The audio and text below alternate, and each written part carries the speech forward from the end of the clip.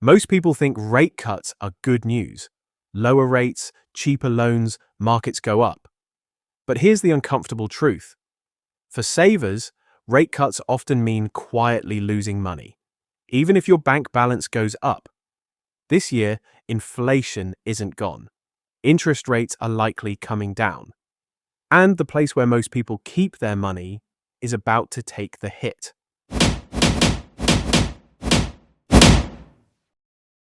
In this video, I'll show you exactly how inflation and rate cuts affect your savings. Why the damage is usually invisible. Let's start with a simple question.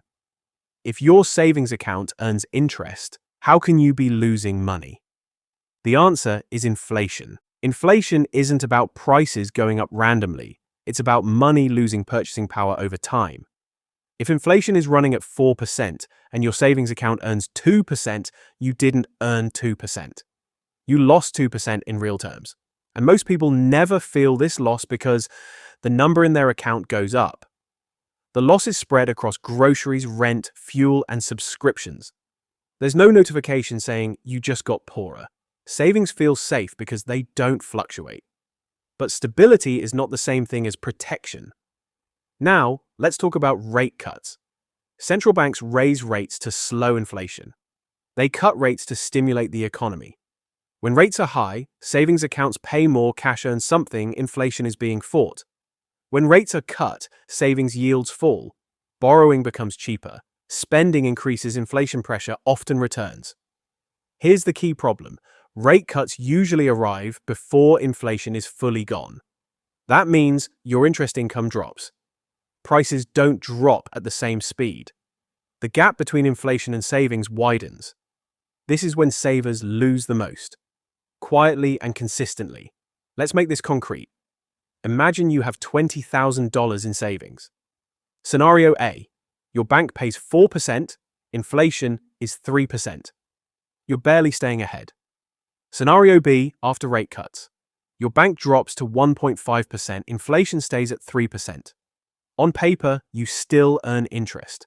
In reality, your money loses purchasing power every single month. Over 1 year, that $20,000 buys less food, less rent, less freedom, even though the balance increased. This is how wealth erosion actually happens. Not crashes, not headlines, but math. Here's something most people don't realize. Inflation helps debtors, and governments are the biggest debtors of all. When inflation runs above interest rates, the real value of debt shrinks. Old debt is paid back with cheaper money, savers absorb the cost. This isn't a conspiracy, it's a system incentive, and it's why inflation targets are flexible. Rate cuts are celebrated, savers are rarely mentioned. The system doesn't reward cash holders. It rewards capital deployment. This year is different for one reason. We're transitioning from inflation-fighting mode to economic support mode. That transition is dangerous for savers, because banks are quick to lower savings rates, prices are slow to fall, wages lag behind both. This creates a window where your money works less, your expenses stay elevated, and doing nothing becomes an active decision, with consequences. Let's be clear. This does not mean empty your savings, take reckless risks, chase returns blindly. Savings are still important. Liquidity, emergency buffer, optionality. But savings are not an investment.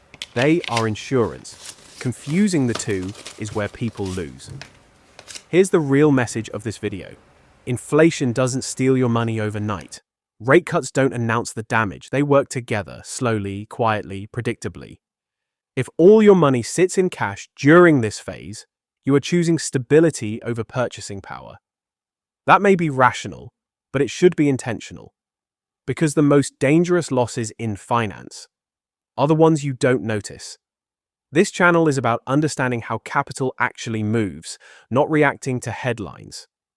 If you want more long-form breakdowns like this, consider subscribing. And in the next video, we'll look at how people reset their finances at the start of the year, and why most of them fail by February.